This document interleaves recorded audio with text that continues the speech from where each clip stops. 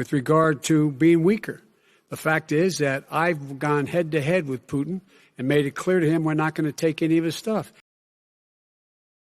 Welcome to Hold the Line. I'm Buck Sexton. Apparently, Putin didn't get that message from Biden because he has gone in, sent in thousands of troops into Ukraine already, into these two so-called breakaway regions, these so-called separatist regions. There's Donetsk and Luhansk in eastern Ukraine, part of what is known as the Donbas region. And this is now the area that Vladimir Putin has proclaimed as part, effectively, of Russia. He's saying they're just independent, but he sent in Russian troops to create a de facto reality on the ground that this will now be a part of the Russian Federation for all intents and purposes.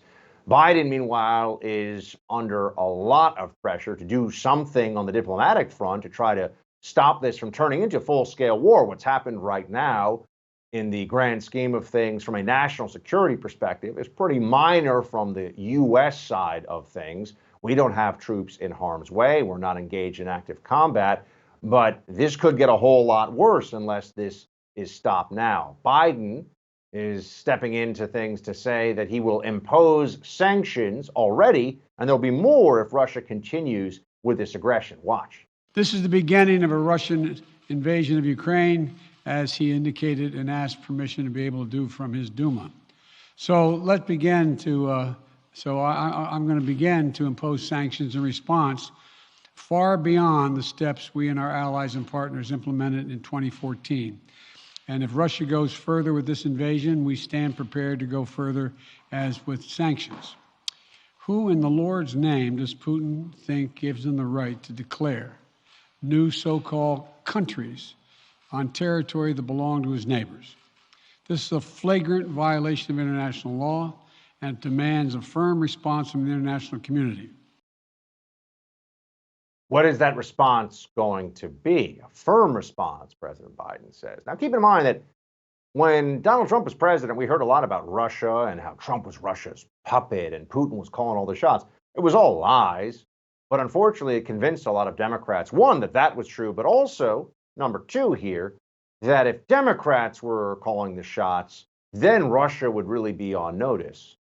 Apparently, Russia's on notice to take a big chunk of Ukraine and maybe try to wage war to take control of the entire country. Here is Joe Biden right now trying to tell everybody, don't worry, we're on this. There'll be sanctions. Well, let's take a look at these sanctions against Russia. Here's what he says about it. Watch. We're implementing full blocking sanctions on two large Russian financial institutions, VEB and their military bank. We're implementing comprehensive sanctions on Russia's sovereign debt. That means we've cut off Russia's government from Western financing. It can no longer raise money from the West and cannot trade in its new debt on our markets or European markets either. Starting tomorrow and continuing in the days ahead, we'll also impose sanctions on Russia's elites and their family members. They share in the corrupt gains of the Kremlin policies and should share in the pain as well. And because of Russia's actions, we've worked with Germany to ensure Nord Stream 2 will not, as I promised, will not move forward. Okay, is that going to stop this? Now, those are the kinds of actions you would expect perhaps on the diplomatic front. But in the background of all of this is a sense that Putin has weighed the opponents he has here in leadership in Europe and certainly here in America, too, in the White House. He has weighed them and decided they are wanting for courage, for vision, for strength to prevent this kind of thing from happening. Now, understand, this is, of course, Ukraine's fight, and the U.S. should not be committing troops. Hopefully, Biden will not be dragged into this. But this is a moment when it seems diplomacy and certainly the leaders who are pushing it are not up to the task. Here is NATO Secretary General Jens Stoltenberg saying, this was just earlier today, every indication is out there that Russia is continuing to plan a full-scale attack. Watch. Every indication is that Russia continues to plan for a full-scale attack on Ukraine. We see the ongoing military build-up. They promised to step back, but they had continued to step up. we see that more and more of the forces are moving out of the camps and are in combat formations and ready to strike. And we see the ongoing provocations in Donbass and the different false flag operations where they try to create a pretext for an attack.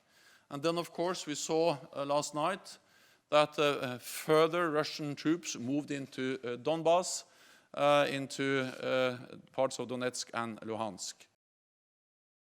So we're looking at the possibility here of an imminent, massive escalation in what has already been done. The White House is calling this an invasion, but it could quickly turn into a blitzkrieg. So Russia may be engaging here in the largest military operation that anyone's seen inside of Europe, largest attack anyone's seen inside of Europe, certainly since the era of the Clinton administration, what happened in the Balkans. It's a reminder that Russia is still a major player in the region and one who can throw its weight around on the energy front as well as on the military front. Also, remember back when Obama and Romney had that discussion in 2012 about whether Russia was a threat or not? And people in the media clapped for Obama because he was being so clever. Here's 2012. Watch. Governor Romney, I'm glad that you recognize that al-Qaeda is a threat, because a few months ago, when you were asked what's the biggest geopolitical threat facing America, you said Russia. Not al-Qaeda, you said Russia. In the 1980s are now calling to ask for their foreign policy back because, the Cold War has been over for 20 years. Ha, ha, ha. Obama's so brilliant, such an amazing statesman, understands foreign policy so well, the smartest president, the smartest person to have ever been in the United States government. Got that one pretty wrong, didn't he? But it doesn't matter to any of the libs because they were able to have a laugh line at the time, and they, of course, were reveling in their ignorance of the realities of our major challenges on the world stage. Of course, when Donald Trump was president, all of a sudden Russia was a huge threat. But then they said, don't worry, Joe Biden will tame the Russian bear. Not so much. We are on the precipice of what could be a major war in Europe.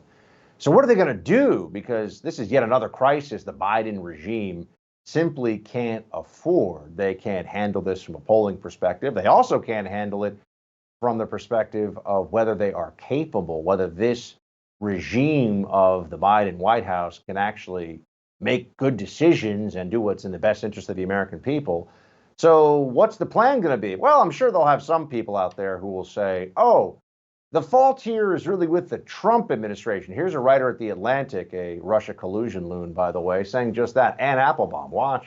I think it's also important to remember, going back to something that we talked about earlier, that Putin, has made various efforts to undo Western military support for Ukraine, including during the Trump administration. I mean, if you remember this, the argument over Trump's first impeachment was about Trump refusing to give military aid to Ukraine because he imagined he could get some dirt on Joe Biden from the Ukrainians. So why didn't Putin do this during the Trump administration? Because he thought Trump was weakening Ukraine, especially on these grounds. So the problem of Ukraine being unfortified goes back several years, and much of the fault lies in the Trump administration. Much of the fault lies in the Trump. I mean, just, tell the audience at CNN, MSNBC, whatever, what they want to hear, no matter how stupid it sounds.